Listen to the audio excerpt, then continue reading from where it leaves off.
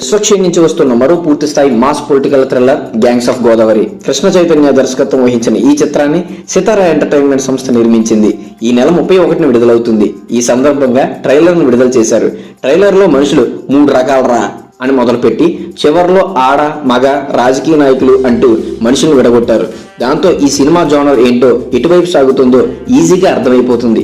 తూర్పుగోదావరి జిల్లా అంటే పచ్చదనం, ఆప్యాయతలు, అనురాగాలు అనుకుంటారు. అక్కడ మరో కోణం కూడా దాగుందని ఈ సినిమాతో చెప్పే ప్రయత్నం చేశారు.